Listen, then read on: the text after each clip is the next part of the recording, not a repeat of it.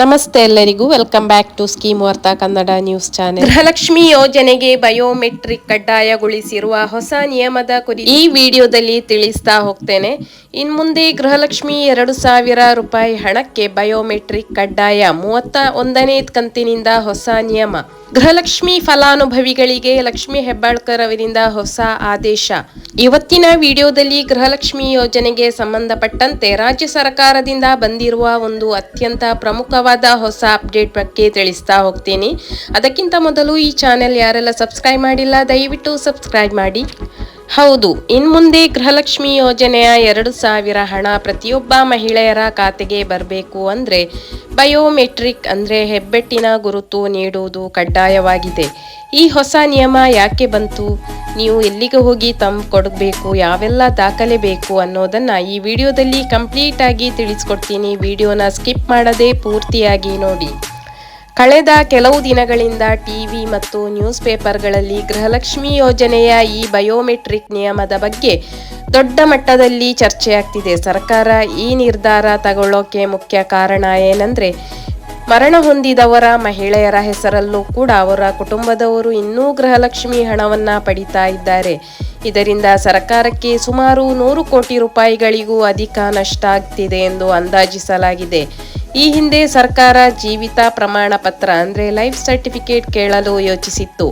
ಆದರೆ ಮಹಿಳೆಯರ ಮತ್ತು ವಿಪಕ್ಷಗಳ ತೀವ್ರ ವಿರೋಧದಿಂದಾಗಿ ಆ ಯೋಜನೆಯನ್ನು ಕೈಬಿಟ್ಟು ಈಗ ಕೇವಲ ಒಂದು ಬಾರಿ ಬಯೋಮೆಟ್ರಿಕ್ ಕೊಡುವ ಹೊಸ ನಿಯಮವನ್ನು ಜಾರಿಗೆ ತಂದಿದೆ.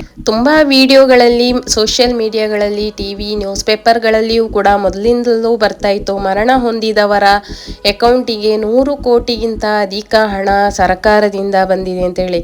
ಅಂದರೆ ಅದನ್ನು ತಗೊಳ್ಳೋದು ಕೂಡ ತಪ್ಪು. ಗೃಹಲಕ್ಷ್ಮಿ ಯೋಜನೆ ಯಾರಿಗೆ ಮಾಡಿದೆ ಅಂತ ಹೇಳಿದರೆ, ಒಂದು ಮನೆಯ ಯಜಮಾನಿ ಅಂದರೆ ರೇಷನ್ ಕಾರ್ಡಲ್ಲಿ ಯಾರು ಯಜಮಾನಿಯಾಗಿರ್ತಾರೋ ಅವರಿಗೆ 2,000 ಹಣ ಕೊಡ್ತೇವೆ ಅಂತ ಹೇಳಿ ಗ್ಯಾರಂಟಿ ಯೋಜನೆಯಲ್ಲಿ ಹೇಳಲಾಗಿತ್ತು. ಆದರೆ ಅದನ್ನು ಅವರು ದುರುಪಯೋಗ ಪಡಿಸಿದ್ದಾರೆ ಎಂಬ ಕಾರಣಕ್ಕೆ, ಅಂದರೆ ಮರಣ ಹೊಂದಿದ್ರೂ ಕೂಡ ಅವರ ಹೆಸರಲ್ಲಿ ಗೃಹಲಕ್ಷ್ಮಿ ಹಣ ಬರ್ತಾ ಇದೆ ಅಂತ ಹೇಳಿ, ಅಂದರೆ ಅದನ್ನು ಚೇಂಜು ಮಾಡುವಂಥ ಆಪ್ಷನ್ ಇದೆ. ಅಲ್ಲಿ ಯಾರಾದರೂ ಯಜಮಾನಿ ಮರಣ ಹೊಂದಿದ್ರೆ ನೆಕ್ಸ್ಟ್ ಯಾರಿಗೆ ಆಪ್ಷನ್ ಇದೆಯೋ ಅಂಥವರು ಅಲ್ಲಿ ಯಜಮಾನಿ ಪ್ಲೇಸಿಗೆ ಅಪ್ಲಿಕೇಶನನ್ನು ಹಾಕಿ ಗೃಹಲಕ್ಷ್ಮಿ ಯೋಜನೆಯನ್ನು ಪಡ್ಕೋಬಹುದು. ಆದರೆ ಈ ರೀತಿ ಮಾಡಲಿಲ್ಲ. ಅಂದರೆ ಎಲ್ಲರೂ ಕೂಡ ಮರಣ ಹೊಂದಿದವರು ಅಕೌಂಟಿಗೆ ಹೇಗೆ ಹಣ ಬರ್ತಾ ಇತ್ತೋ ಅದೇ ರೀತಿ ಕಂಟಿನ್ಯೂಸ್ ಆಗಿ ಬರ್ತಾ ಇರಬೇಕಾದ್ರೆ ಇದು ಸರ್ಕಾರದಿಂದ ಈ ಒಂದು ಆದೇಶವನ್ನು ಹೊರಡಿಸಲಾಗಿದೆ. ಇನ್ನು ಬಯೋಮೆಟ್ರಿಕ್ ನೀಡಲು ಎಲ್ಲಿಗೆ ಹೋಗಬೇಕು, ಅದಕ್ಕೆ ಬೇಕಾಗುವಂತಹ ದಾಖಲೆ ಅಂದರೆ ಯಾವುದೆಲ್ಲ ಡಾಕ್ಯುಮೆಂಟ್ಸ್ ಬೇಕು ಅಂತ ಹೇಳಿದರೆ, ಈ ಥಂಬ್ ಇಂಪ್ರೆಷನ್ ಕೊಡಲು ನೀವು ಗ್ರಾಮ 1 ಅಥವಾ ಬ್ಯಾಂಗ್ಳೂರು 1 ಅಥವಾ ನಿಮ್ಮ ಹತ್ತಿರದಲ್ಲಿ ಯಾವುದೆಲ್ಲ ಕರ್ನಾಟಕ 1, ಗ್ರಾಮ 1 ಅಂತಹ ಸೇವಾ ಕೇಂದ್ರ ಅಂದರೆ ಸೈಬರ್ ಕೇಂದ್ರಗಳಿದೆ, ಅಲ್ಲಿ ನೀವು ಆ ಕೇಂದ್ರಗಳಿಗೆ ಹೋಗಿ ನೀವು ಈ ಥಂಬನ್ನು ಕೊಡಬೇಕಾಗುತ್ತೆ. ಅಂದರೆ ಬೆಂಗಳೂರು 1, ಕರ್ನಾಟಕ 1, ಗ್ರಾಮ 1 ಈ ರೀತಿಯ ಹೆಸರನ್ನು ಇಟ್ಕೊಂಡಿರುವಂತಹ ಸೈಬರ್ ಕೇಂದ್ರಗಳಿಗೆ ನೀವು ಹೋಗಿ ಅಲ್ಲಿ ನೀವು ಕೆಲವೊಂದು ದಾಖಲೆಗಳನ್ನು ತಗೊಳ್ಬೇಕು. ಖಾಲಿ ಬರಿಗೈಯಲ್ಲಿ ಹೋಗಬೇಡಿ. ಅಂದರೆ ರೇಷನ್ ಕಾರ್ಡನ್ನು ತಗೊಂಡು ಹೋಗಬೇಕು, ಆಧಾರ್ ಕಾರ್ಡನ್ನು ತಗೊಂಡು ಹೋಗಬೇಕು, ಮತ್ತು ಆಧಾರ್ ಕಾರ್ಡಿಗೆ ಲಿಂಕ್ ಆಗಿರುವಂತಹ ಮೊಬೈಲ್ ಫೋನ್ ಇದನ್ನು ಕೂಡ ನೀವು ತಗೊಂಡು ಹೋಗಬೇಕು. ಯಾಕೆಂದರೆ ನೀವು ಬಯೋಮೆಟ್ರಿಕ್ ಕೊಟ್ಟ ತಕ್ಷಣ ಆ ಮೊಬೈಲ್ ಸಂಖ್ಯೆಗೆ 1 ಟೈಮ್ ಪಾಸ್ವರ್ಡ್ ಬರುತ್ತೆ, ಅದನ್ನು ಅಲ್ಲಿ ನೀವು ಹೇಳಬೇಕಾಗುತ್ತೆ. ಅದಕ್ಕಾಗಿ ನೀವು ಮೊಬೈಲನ್ನು ಕೂಡ ತಗೊಂಡು ಹೋಗಬೇಕು. ತಂಬು ಕೊಡದಿದ್ದರೆ ಏನಾಗುತ್ತೆ ಅಂತ ಹೇಳಿದರೆ, what happens if you don't, ಅಂದರೆ ಯಾವುದೇ ರೀತಿಯಲ್ಲಿ ನೀವು ತಂಬು ಕೊಡದಿದ್ದರೆ ಉಪಮುಖ್ಯಮಂತ್ರಿಗಳಾದಂತಹ DK ಶಿವಕುಮಾರ್ ಅವರು ಹೇಳಿರುವ ಪ್ರಕಾರ ಯಾರೆಲ್ಲ ಕೇಂದ್ರಗಳಿಗೆ ಬಂದು ಬಯೋಮೆಟ್ರಿಕ್ ನೀಡುವುದಿಲ್ಲವೋ ಅಂಥವರ ಹೆಸರನ್ನು ಪರ್ಮನೆಂಟ್ ಆಗಿ ಡಿಲೀಟ್ ಮಾಡಲಾಗುತ್ತೆ ಮತ್ತು ಅವರಿಗೆ ಮುಂದಿನ ಕಂತಿನ ಹಣ ಬರುವುದಿಲ್ಲ. ಆದರೆ ಸದ್ಯಕ್ಕೆ ಸರ್ಕಾರ ಅಧಿಕೃತವಾಗಿ ಕೊನೆಯ ದಿನಾಂಕವನ್ನು ಇನ್ನೂ ಘೋಷಿಸಿಲ್ಲ.